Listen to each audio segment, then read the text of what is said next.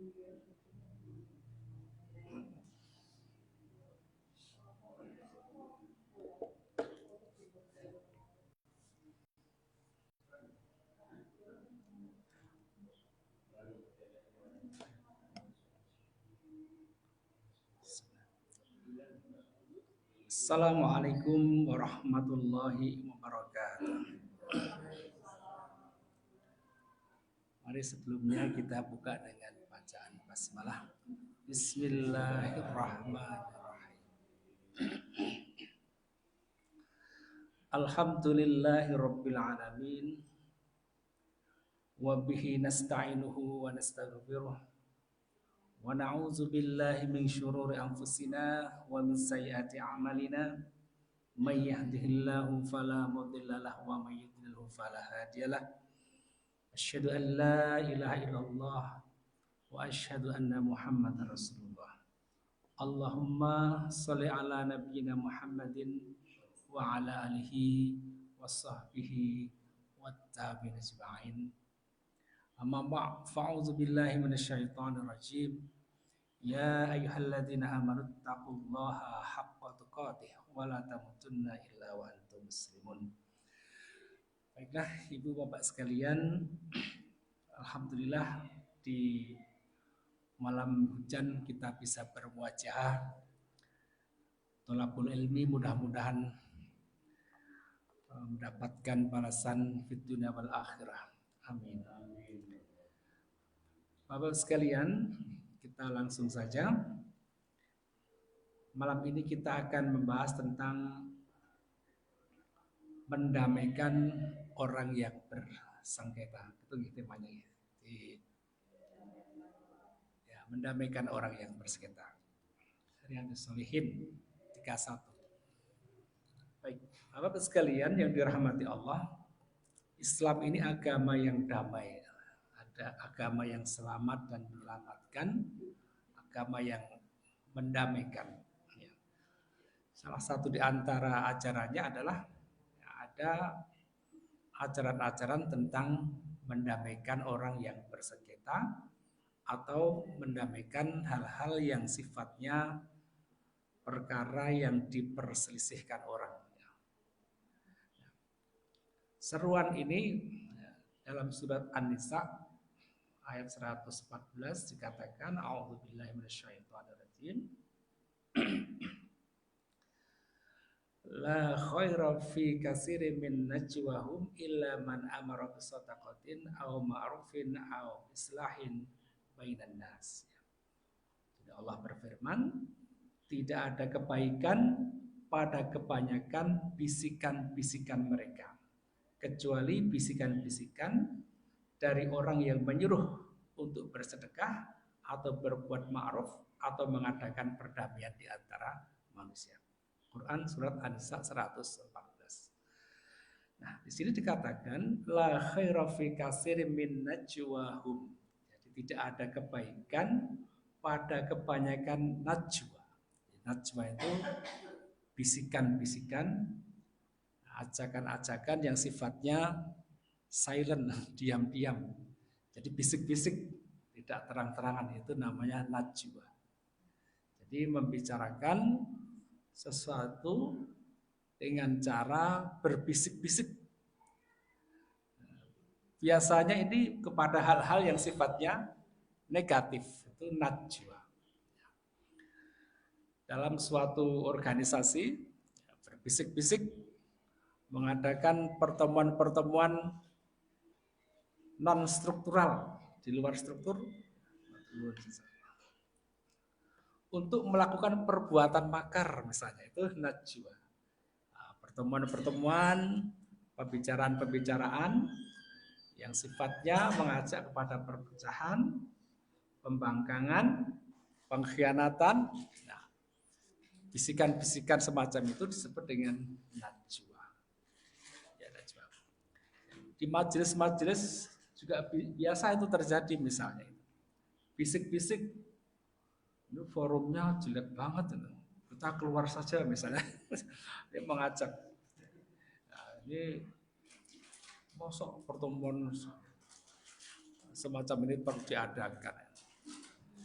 Ayo kita bubarkan saja. Bisikan-bisikan biasanya mengajak kepada keburukan. Nah, itu dikatakan sebagai la khairu fi katsirin min najwahum. Jadi tidak ada kebaikan pada kebanyakan najwa. Rata-rata begitu.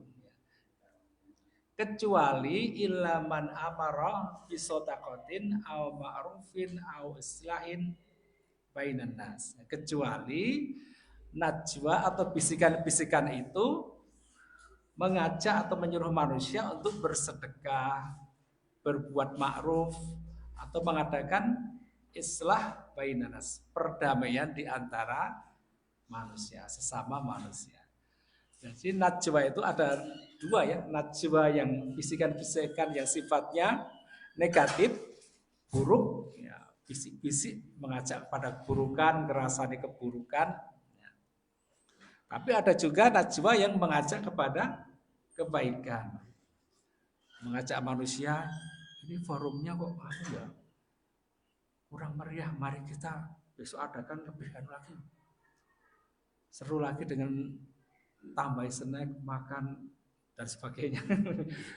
Lalu mengajak orang bisik-bisik, ayo siapa yang mau infak? Nah, bisik-bisik semacam ini untuk memberi sedekah. Ini baik, najwa semacam ini bagus. Atau mengajak yang ma'ruf, mari kita ajak teman-teman yang lain, kasihan nih tamirnya sudah berusaha payah nggak ada yang hadir, mari kita bantu lewat ini. Siapa lagi? Lewat WA, lewat apa? Konten-konten yang menarik. Bisikan-bisikan, ajakan-ajakan kepada yang ma'ruf.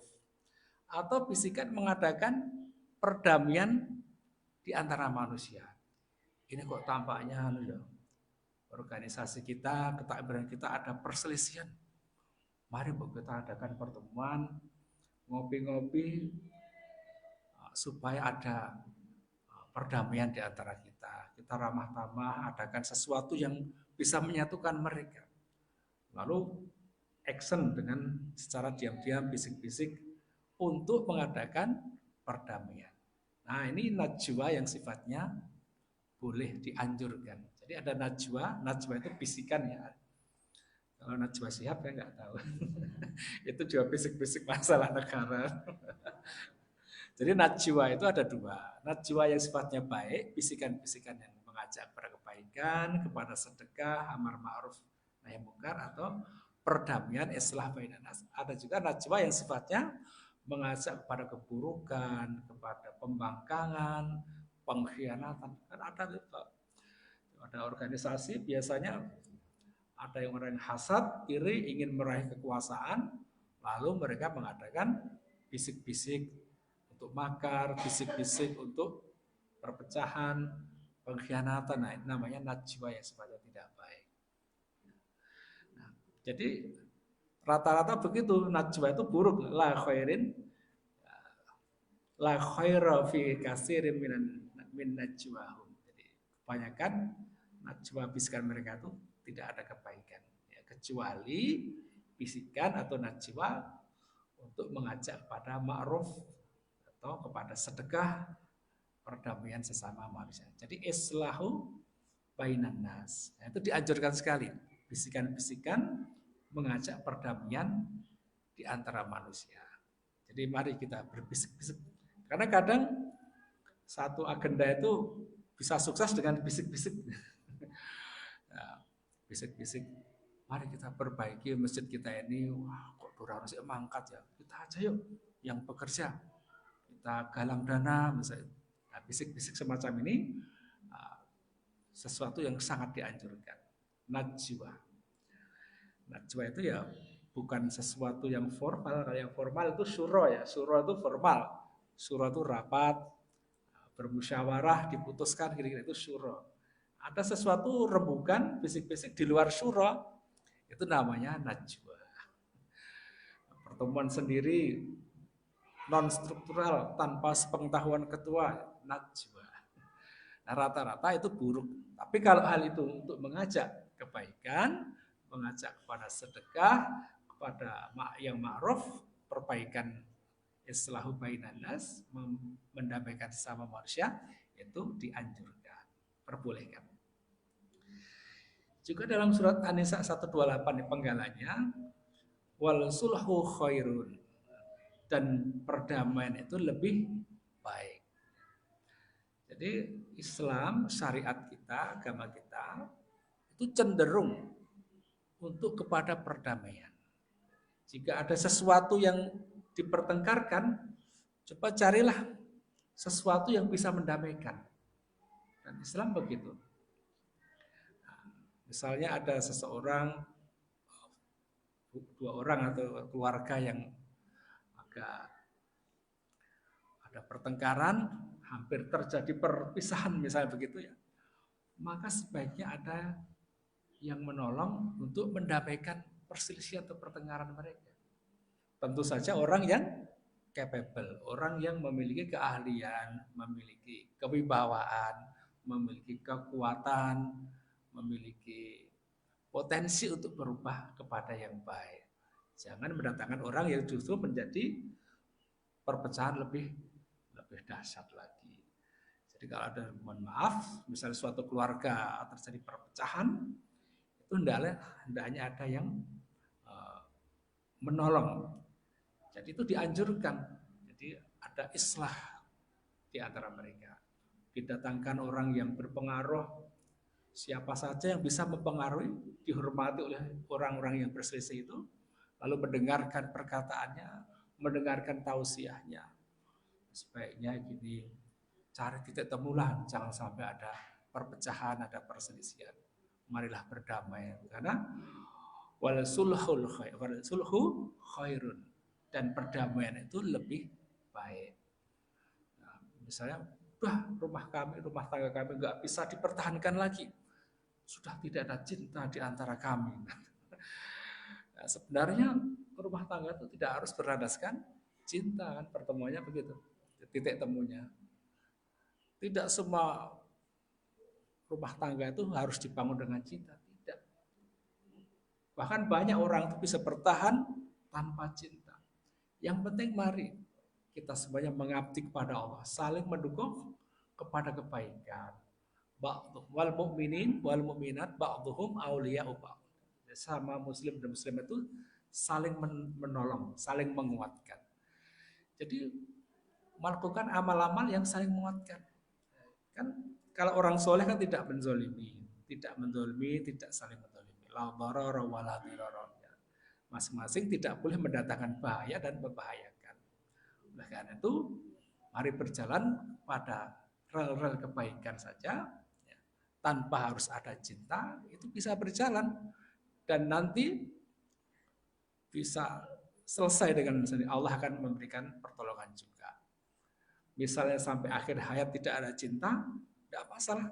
Bisa jadi kalau keduanya itu berada pada rel kebaikan, pada agama Islam, pada tuntunan, tidak ada ajakan-ajakan syaitan yang diperturutkan, nanti ketemu di akhirat menjadi cinta. Allah pertemukan lagi dan sudah berubah, tidak seperti yang di dunia, dipertemukan dalam keadaan saling mencintai. Nah, karena bisa saja nanti di akhirat perdamaian itu terjadi. Karena walaupun di dunia belum tumbuh cinta, bisa jadi Allah pertemuan di akhirat dengan saling mencintai. Karena di akhirat sudah tidak ada lagi rasa dengki, rasa hasad, dendam sudah tidak ada lagi. Nah, akhirnya bisa dipertemukan dalam keadaan yang lebih bagus daripada di dunia. Nah, begitu. Wal sulhu khairun. Perdamaian itu lebih baik. Ini contoh saja misalnya. Karena konon ayat ini yang berkaitan dengan keluarga Nabi yang hampir menceraikan salah satu dari istrinya. Tapi Nabi memilih pada perdamaian. Jadi istrinya tidak salah satu itu ya. Nanti bisa dikaji lagi. Itu tidak membutuhkan cinta. Udahlah malam giliran saya tidak usah ada pakai berikan pada Aisyah. Jadi salah satu haknya diberikan pada yang lain. Tapi saya mohon tidak dipisah. Baik, itu lain lagi. Dalam surat Al-Anfal juga dikatakan, a'udzubillahi minasyaitonirrajim, fattaqullaha wa aslihu dzata bainikum. Allah berfirman, maka bertakwalah pada Allah dan perbaikilah hubungan di antara sesamamu. Surat Al-Anfal ayat pertama. Fattaqullah, maka bertakwalah, takutlah kamu kepada Allah. Jadi seruannya adalah takwa. Ya. Wa aslihu, maka perbaiki lagi hubungan zata bainikum di antara sesama kalian. Jadi ini kisahnya kan perang Badar ya, perang Badar. Perang Badar di bulan Ramadan, tahun kedua Hijrah. Perang Badar itu kaum muslimin berjumlah 300-an ya. Itu melawan orang-orang musyrik 1000 lebih. Namun atas izin Allah, perang Badar dimenangkan umat Islam. Apa yang terjadi? Menang perang, maka yang dilihat adalah harta rampasan atau al-anfal itu bergelimpangan, tergeletak tanpa ada yang memiliki. Jadi setelah pertempuran usai dan menang, maka terlihat terpapar di antara mereka itu harta-harta rampasan yang tidak ada pemiliknya. Pedang-pedang yang tergeletak, orang yang sudah mati, kuda-kuda yang bagus, perbekalan dan sebagainya, ubah rampe peperangan itu tergeletak di mana-mana, tidak ada yang punya. Musuhnya pergi atau sudah mati di tempat. Nah, inilah yang kemudian menjadi rebutan harta rampasan itu. Wah, ini punya saya ya, punya saya nih, punya saya bukan. Ini punya saya bukan. Akhirnya itulah yang terjadi dalam perang Badar. Jadi sahabat yang sudah ikut Nabi belasan tahun itu, 13 tahun di Mekah, lalu 2 tahun di Madinah, ya berarti 15 tahun yang paling lama bersama Nabi, itu saja masih tergoda oleh Al-Anfal itu. Ini pedang milik kami ya, bukan milik kami tuh. Loh, saya melindungi Nabi. Kamu di mana tadi? Kalau kalian tidak saya lindungi, kalian akan mati gitu. Oh tidak, saya bisa bertahan dan sebagainya. Intinya rebutan harta rampasan itu. Sampai ada yang berkomentar, saat fihi akhlakuna, akhlak kami saat itu rusak karena gimana ya, rebutan harta kan memalukan. Maka ini yang membuat Nabi SAW sedih. Lalu turunlah surat Al-Anfal ayat pertama itu. Yas'alunaka 'anil anfal. Mereka bertanya tentang anfal, harta rampasan. Qul al-anfalu lillahi wa rasul. Katakanlah harta rampasan itu milik Allah dan Rasulnya. Lalu fattaqullah, supaya kalian bertakwa kepada Allah, takut kepada Allah. Wa aslihu dzata bainikum, maka perbaiki lagi hubungan di antara sesama kalian. Nah, para sahabat, namanya sahabat, walaupun berbuat salah, khilaf lalai, tapi begitu diingatkan dengan ayat Allah, dengan turun surat Al-Anfal ayat pertama itu, mereka kemudian menerima itu ayat itu dengan sepenuh hati, dengan ridho. Mereka kemudian tidak lagi melanjutkan pertengkaran, tidak lagi melanjutkan perselisihan di antara mereka. Pedang mereka yang direbut, jatuhkan kembali. Lutut-lutut mereka tadinya berdiri dengan tegak karena bertengkar, rebutan harta, lemes lutut mereka, lalu terkulai, jatuh ke tanah. Mendengar ayat ini, kemudian mereka saling memaafkan, saling berpelukan, dan terjadi perdamaian sesama sahabat Nabi SAW. Jadi inilah ayat yang mendamaikan perselisihan karena rebutan harta. Jadi itu sifat orang yang bertakwa. Fattakullah, bertakwalah kamu kepada Allah.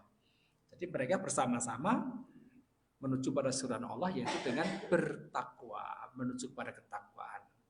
Nah, ini menjadi teladan bagi kita semua. Ketika kita lalai, kita sedang bertengkar, maka kalau diingatkan dengan ayat Allah, fattakullah, ittaqullah, gitu, maka hendaknya kita menyeru kepada mendatangi seruan ketakwaan itu, tidak meneruskan pertengkaran itu. Nah, ini bedanya kita dengan sahabat. Kalau sahabat berselisih, lalu ada teguran untuk menghentikan perselisihan itu, mereka lalu berhenti, menyerahkan kepada Allah dan Rasulnya. Wa ala rabbihim yatawakkalun, dan pada Allah mereka bertawakal. Nah, kalau kita mungkin ya udah bisa masih lanjut pertengkarannya. Maka inilah sifat takwa itu hendaknya kita jadikan karakter kita. Rasa takut kita kepada Allah, rasa kehati-hatian kita, rasa cemas kita akan kehilangan Allah. Maka selalu menjaga Allah di dalam diri kita. Kita bertengkar, lalu kita introspeksi, apa manfaatnya ini ya? Lebih baik saya takut pada Allah. Fattaqullaha wa aslihu dzata bainakum. Jadi inilah ya, Islam itu punya misi mulia besar supaya perdamaian itu dikedepankan. Ya. Dan perdamaian yang sifatnya mengajak kepada kebenaran, maka itu hendaknya ditaati. Sebab ada perdamaian yang ya, merupakan bungkus dari kelicikan dalam peperangan, misalnya yaitu Israel dan Palestina. Kalau Israel mengajukan perdamaian, itu berarti dia siasat untuk mengalahkan. Jadi mereka nggak pernah menepati janji, Pak. Kalau ada gencatan senjata itu pasti mereka melanggar. Jadi nanti menuduh Palestina melanggar kesepakatan, menuduh selalu membalikkan, playing victim, merasa jadi korban Israel. Padahal mereka orang yang sangat jahat luar biasa. Jadi kalau ada perdamaian dari mereka itu siasat untuk menghancurkan Palestina dengan berdalih damai. Nanti kalau Hamas misalnya ada sedikit kesalahan, lalu mereka membesar-besarkan perkara itu. Hamas melanggar perdamaian, lalu kami akan balas. Pokoknya itu perdamaian sebagai bungkus dari kelicikan, siasat untuk mengalahkan musuh. Nah, ini perdamaian semacam palsu. Tapi dalam syariat ini perdamaian yang dianjurkan adalah perdamaian yang benar, yang hak untuk menegakkan Islam. Begitu juga dikatakan dalam surat Al-Hujurat, A'udzubillahi minasyaitonirrajim, innamal mu'minuna ikhwatun fa aslihu baina akhwaikum. Sesungguhnya orang-orang mukmin itu adalah bersaudara. Karena itu damaikanlah kedua saudaramu sesama kalian. Surat Al-Hujurat ayat 10. Innama itu sesungguhnya hanyalah. Jadi pembatasan sesungguhnya hanyalah. Innamal mu'minuna ikhwatun. Sesungguhnya orang-orang mukmin itu adalah bersaudara. Kata innama itu sesungguhnya pembatasan ya. Artinya mau nggak mau orang mukmin itu harus bersaudara. Innamal mu'minuna ikhwatun. Di situ ada kata ikhwah. Ikhwatun ikhwah itu sesungguhnya saudara sekandung ya. Kalau sudah sekandung itu panggilnya akhi, saudaraku laki-laki, ukhti, saudaraku perempuan, itu sekandung sebenarnya. Kalau kita memanggil saudara kita akhi, ukhti, artinya mereka kita anggap seperti saudara sekandung. Innamal mu'minuna ikhwatun. Jadi dianggap mereka saudara sekandung, artinya sangat dekat. Nah, sebab pada kata yang dekat tetapi tidak dekat-dekat banget, misalnya wasohibatihi wa akhi. Sohibah itu saudara yang sangat dekat. Sohibah bisa berarti istri, karena sesuatu yang selalu menemani terus menerus. Tapi tidak dikatakan innamal mu'minuna sohibun. Tidak dikatakan orang-orang mukmin itu adalah saudara yang sangat dekat seperti suami istri, tidak. Tapi dikatakan ikhwatun. Ikhwah itu lebih dekat lagi, seperti saudara sekandung. Atau innamal mu'minuna rafiqun. Rafiq itu saudara seperjalanan. Itu tidak dikatakan demikian, tapi ikhwatun, jadi lebih dekat lagi. Atau innamal mu'minuna zamilun. Zamil itu lebih dekat lagi. Tidak dikatakan demikian. Tapi Allah pilih kata ikhwatun, saudara seperti sekandung. Saya memanggil Pak Andi, Al-Akh Andi itu saudaraku sebagaimana saudaraku kandung, al-akh, akhi, saudaraku. Nah itulah, orang mukmin itu seperti saudara satu kandung. Sesungguhnya orang-orang mukmin itu adalah bersaudara. Fa aslihu baina akhwaikum. Oleh karena itu, damaikanlah kedua saudaramu. Jadi jangan ada perselisihan sesama muslim, sesama mukmin. Karena Islam selalu menyerukan pada perdamaian. Baiklah, ada hadis berikutnya ya tentang perdamaian ini. Wa an Abi Hurairah radhiyallahu anhu qala Rasulullah sallallahu alaihi wasallam kullu sulama minan nasi alaihi shadaqatun. Jadi setiap ruas tulang manusia itu sesungguhnya ada sedekahnya. Kullu sulama. Sulama itu sendi. Kita punya berapa sendi, Pak? 360 nih. Jadi manusia itu punya sendi ruas itu ada sekitar 300. Nah, kalau tidak salah ya. Nah, kullu sulama minan nas, setiap sendi ruas tulang manusia itu alaihi shadaqatun, hendaklah di atas, ke atasnya itu disedekahi. Jadi kita disuruh sedekah, Pak. Sejumlah sendi tulang kita itu. Kapan sedekahnya? Yaitu kula yaumin tatlu'u fihi syams. Sedekahnya itu adalah setiap hari. Setiap hari saat matahari terbit. Jadi setiap hari kita harus sedekah atas tulang-tulang kita itu.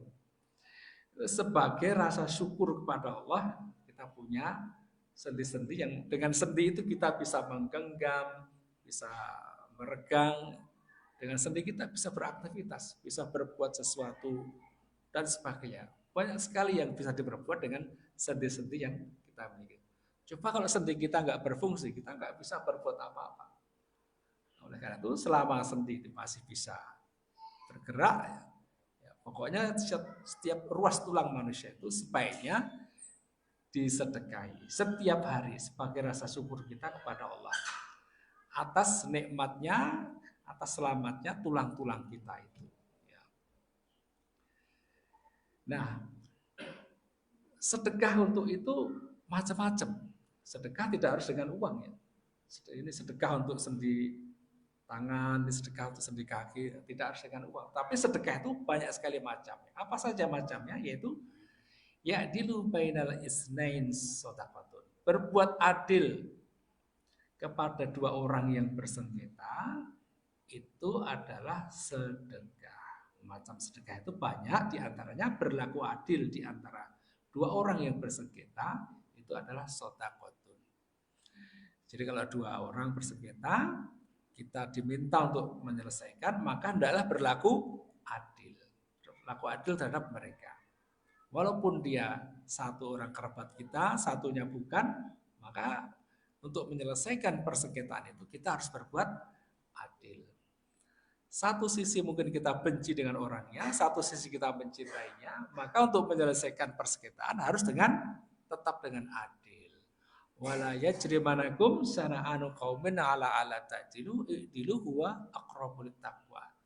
Janganlah kebencian kamu terhadap suatu kaum itu membuat kamu berlaku tidak adil. I'dilu, berbuat adillah kamu, sebab adil itu huwa aqrabu littaqwa. Adil itu lebih dekat pada takwa. Nah, jadi kalau kita menjadi penengah, mendamaikan manusia, harus menegakkan keadilan. Tegakkan keadilan.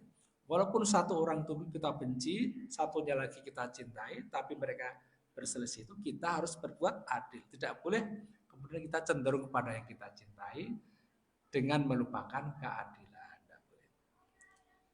Nah ini seruan agama begitu, tetap adil. Satu orang itu mungkin kerabat kita, satu orang mungkin musuh kita, tetap juga berlaku adil. Nah, adil itu dulu bahkan sejak zaman jahiliyah ya, sebelum Kanjeng Nabi diangkat jadi Nabi, itu ada peristiwa perang Fijar. Setelah itu terjadi kesepakatan yang disebut dengan Hilful Fudul. Hilful Fudul itu kesepakatan orang-orang Quraisy di Mekah, ada Bani Hashim, Bani itu ya, mereka kalau ada perselisihan mereka bersepakat untuk menegakkan keadilan. Jadi kalau ada yang berbuat zalim, maka semuanya harus mencegah kezaliman itu. Jadi mencegah kezaliman. Jadi kesepakatan Hilful Fudul. Berbagai suku sepakat, pokoknya kalau ada persengketaan diselesaikan dengan cara yang adil. Sejak zaman jahiliyah sudah ada itu kesepakatan yang dibuat di rumah Abdullah bin Jud'an. Bahkan kesepakatan itu Kanjeng Nabi saat itu belum jadi Nabi ya, itu ikut dalam agenda itu. Nah, ketika beberapa tahun sudah menjadi Nabi, Kanjeng Nabi SAW juga mengatakan, seandainya aku diundang lagi untuk Hilful Fudul, sebuah agenda untuk menegakkan keadilan, pasti saya akan ikut. Nah, padahal itu kesepakatan yang dibuat di zaman jahiliyah. Nah, dulu juga ada kata-kata itu, unsur akhaka dzaliman au mazluman. Tolonglah saudaramu saat dia zalim atau saat dia dizalimi. Unsur akhaka. Akhaka itu saudara kamu. Katanya nama Ahok itu dari kata Akhoka itu. Katanya Ahok itu dari kata Akhoka, saudara kamu. Jadi Ahok. Katanya sih begitu. Unsur akhoka dzaliman au mazluman. Tolonglah saudaramu zalim maupun dizalimi. Menolong saudara dalam kezaliman artinya mencegah saudara kita dari berbuat zalim. Saudara kita mau berbuat zalim, maka cegahlah. Nah, itu cara menolong saudara kita yang zalim. Au mazluman atau saudara kita dizalimi, kita harus datang untuk menolongnya. Jadi itu di zaman jahiliyah ada kesepakatan Hilful Fudul, yaitu kesepakatan antara pemuka-pemuka orang-orang Quraisy, bani-bani itu untuk menegakkan keadilan. Jadi kalau ada yang berbuat zalim dicegah. Jangan begitu. Cari kesepakatan yang terbaik untuk mereka. Nah ini, ya'dilu bainal isnaini shadaqatun. Berbuat adil kepada dua orang yang berselisih itu adalah sedekah. Ya. Ada lagi bentuk sedekah ya. Wa ya'inur rajula fi dabbaihi fi dabbatihi fayahmiluhu 'alaiha. Jadi apa ya? Membantu saudara kita untuk menaiki tunggangannya atau menaikkan barang temannya ke punggung tunggangan itu. Fayahmiluhu 'alaiha aw yarfa'u lahu 'alaiha mata'ahu shadaqatun. Jadi menolong saudara kita naik kendaraan, mengangkat barang saudara kita ke kendaraan itu termasuk sedekah. Jadi menolong orang gitulah. Menolong orang itu termasuk sedekah untuk tulang kita juga. Jadi ya bentuknya sih macam-macam nanti aplikasi dari hadis ini, implementasinya. Saudara kita mogok, nah kita belikan bensin, atau kita dorong, itu termasuk sedekah menolongnya. Atau mengantarkan motornya macet, kita ngantar ke kantornya, itu sedekah. Membawakan barangnya dan sebagainya. Itu sedekah. Nah, banyak sekali. Ya. Kemudian wal kalimatut thayyibah sedekahun. Termasuk sedekah itu adalah ucapan yang baik. Kalimatun thayyibatun. Wal kalimatu at-thayyibah. Kalimat yang thayyib yang baik. Itu termasuk sedekah.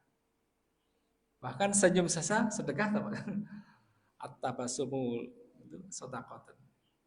Senyummu terhadap saudaramu itu termasuk sedekah. Jadi banyak-banyak senyum termasuk sedekah. Sudah sedekah itu. Nah, kemudian kalimat yang baik juga sedekah. Kalimat yang baik itu ya memanggil orang tua dengan panggilan yang baik, lemah lembut, sopan santun itu termasuk sedekah. Jadi kalau kita berbuat sopan santun, lembah amanah, yang itu kemudian membahagiakan orang yang kita ajak bicara, nah, itu juga termasuk sedekah. Mengajak salaman sehingga seorang yang diajak salaman itu merasa senang, itu termasuk sedekah. Jadi banyak sekali perbuatan yang merupakan bentuk sedekah dari untuk tulang kita itu. Nah, kalimat thayyibah. Oleh karena itu hindarilah kalimat-kalimat yang buruk, karena itu ya, bukan sedekah. Ya. Wa bi kulli khutwatin yamshiha ila sholati shadaqah. Begitu juga setiap langkah yang engkau ayunkan untuk melakukan sholat adalah sedekah. Kulli khutwatin. Jadi setiap langkah kaki kita melangkah, satu langkah, dua langkah, tiga langkah ila sholat, menuju kepada sholat, itu adalah shadaqatun, termasuk sedekah. Jadi rumah kita jauh, langkahnya semakin banyak, sedekahnya juga semakin banyak. Kalau naik motor gimana Pak? Apa RPM putarannya gimana ya? Kalau motor ya itu hitungannya, jadi langkah itu kan merupakan perjuangan tulang-tulang kita ya. Jadi perjuangan tubuh kita, pengorbanan itu. Jadi dihitung setiap langkah, dua langkah. Allah yang menghitungnya. Walaupun kita nggak ngitung, tapi Allah kan ngitung langkah kita itu. Berapa langkah Allah ngitung. Jadi itu merupakan sedekah juga itu. Ya. Kalau naik motor mungkin ya apa, putaran ban Pak ya. Putaran ya? Oh iya, putaran ban itu ya. Nah, jadi, ya walalam ya. Tapi jelas ada itu sedekah. Ada. Jelas sedekah itu. Kalau rodanya 4 berarti banyak juga. Oh, iya. Tapi jelas itu adalah sedekah itu. Toh motor kita juga ada biaya misalnya isi bensin dan sebagainya, itu sedekah itu. Pengorbanan, tadhiyah. Nah, itu jelas termasuk sedekah untuk tulang kita. Selanjutnya wa yutimul adza 'anit thariq shadaqatun. Termasuk sedekah juga adalah menyingkirkan sesuatu yang merugikan di jalan, termasuk sedekah. Atau di terjemahnya ada yang mengatakan menyingkirkan duri di jalan itu termasuk sedekah. Imatatul adza 'anit thariq, menyingkirkan duri di jalan. Ya enggak hanya duri, kalau letterlock ya duri saja enggak. Tapi termasuk paku juga. Paku atau dahan yang menghalangi jalan, batu yang menghalangi jalan, sesuatu yang merugikan orang kita singkirkan, itu termasuk sedekah. Ada pohon yang dahannya melintang lalu kita pangkas. Nah, sekedar pangkas dahan itu termasuk sedekah. Nah, berarti ini contoh saja ya, hadis ini tidak hanya jumlahnya yang ada di dalam hadis, tetapi ini merupakan contoh, berarti banyak sekali sedekah itu. Untuk sedekah tulang, sekedar mengucapkan kata yang baik. Apalagi ketemu saudara kita, assalamualaikum, sudah sedekah itu. Ketemu saudara kita, tersenyum, sudah sedekah. Jadi kita dianjurkan untuk setiap hari itu sedekah, untuk menyedekahi tulang tubuh kita itu. Nah, banyak banget tulang sendi, sendi-sendi ya, ruas sendi. Dan seterusnya. Sudah kan belum? 10 menit lagi. Nah. Oh iya, 10 menit. Nah, ada lagi nih hadis katakan dari Ummu Kalsum. Langsung saja Ummu Kalsum dari Nabi, sami'tu Rasulullah sallallahu alaihi wasallam. Ummu Kalsum mengatakan, saya mendengar dari Nabi sallallahu alaihi wasallam yaqul, Kanjeng Nabi sallallahu alaihi wasallam bersabda, laisal kadzdzabul ladzi yuslihu bainan nas fayanmi khairan aw yaqulu khairan. Jadi Ummu Kalsum itu mendengar dari Nabi, bahwasanya Nabi bersabda, bukan disebut pendusta orang yang mendamaikan orang yang bersengketa karena ia bermaksud baik atau berkata baik. Jadi laisal kadzabul ladzi yuslihu bainan nas. Tidaklah disebut kadzab orang yang berdusta. Ada tasjidnya menyangatkan pendusta. Tidaklah disebut pendusta orang yang yuslihu bainan nas, yang mendamaikan manusia yang sedang bersengketa. Jadi ada orang bersengketa, lalu kita mengatakan sesuatu agar dengan perkataan itu orang berdamai. Walaupun sesuatu yang kita katakan itu nggak benar, maka ini tidak termasuk berdusta. Si A dan si B bertengkar, lalu kita ingin mendamaikan keduanya. Kita katakan kepada si A, si A, si B itu menyesal sama kamu. Dia tuh orangnya baik, selalu merindukan kamu. Padahal nggak pernah. Itu kan ngapusi. Lalu kita datang ke B, ternyata si A itu orangnya senang sama kamu, merindukan kamu, nggak pernah dia menyesal mengucapkan kata-kata yang benar, iya gitu. Apa? Yuk ketemu ngopi-ngopi kita. Padahal nggak pernah dikatakan. Sehingga dengan itu siasat itu keduanya berdamai.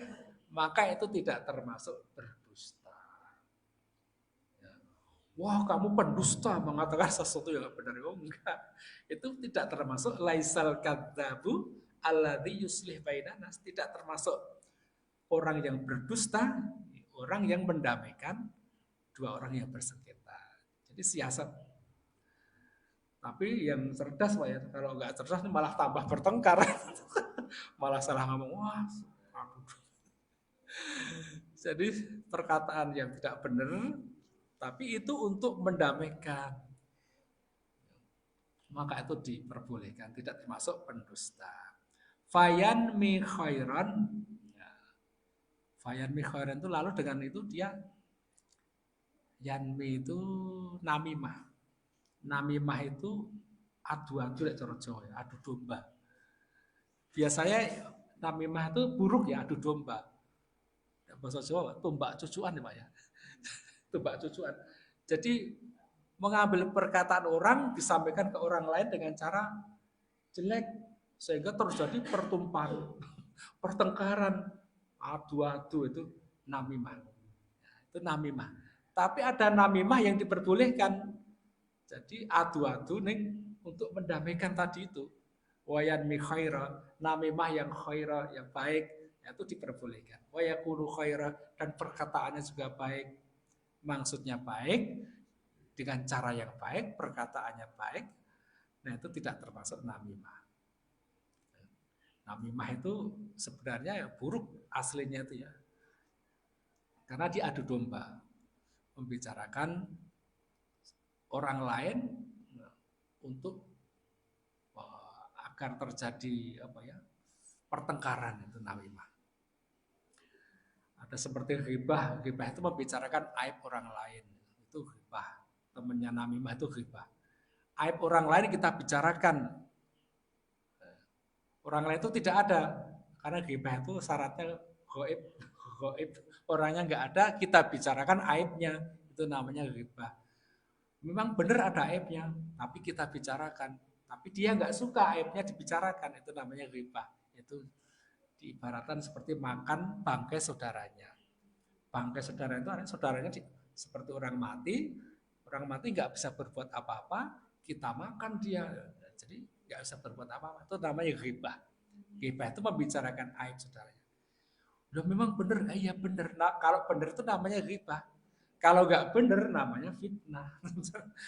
Nggak benar namanya fitnah. Kalau benar ghibah. Jadi jangan bicarakan aib saudara kita.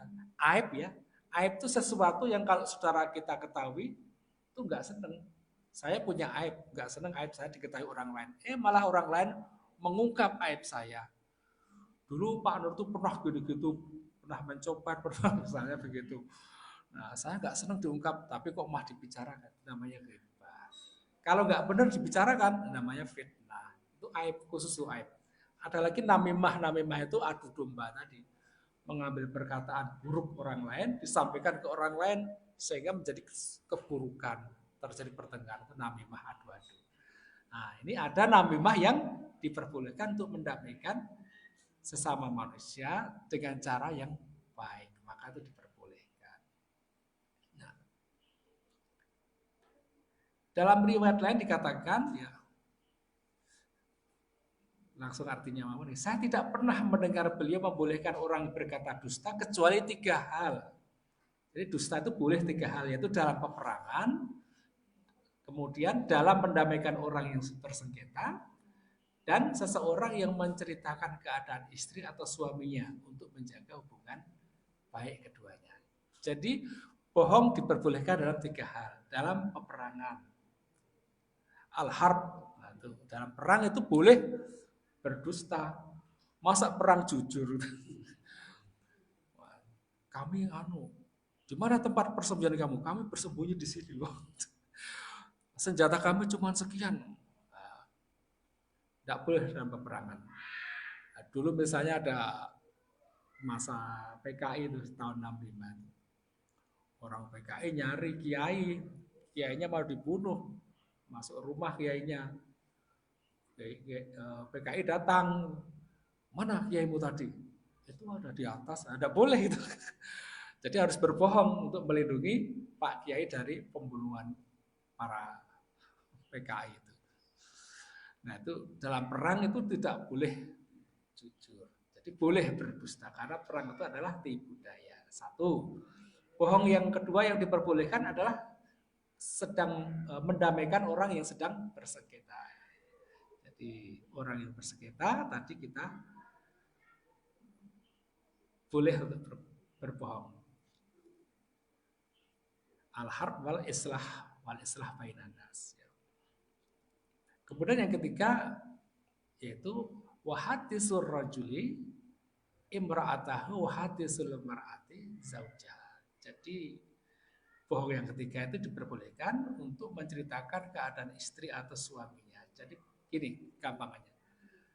Suami mengatakan pada istrinya, maaf ya Bu, tadi saya terlambat karena saya sedang padahal ya. Wah itu mendamaikan. Maaf ya istriku, kamu tuh cantik sekali untuk mendamaikan.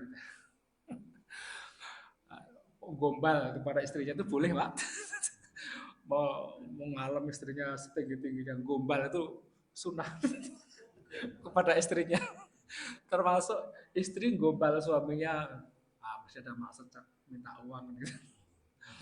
Jadi mengatakan ya, Pak masakan saya gimana? Wah luar biasa, masakan ibu luar biasa, enak, saya lebih enak dari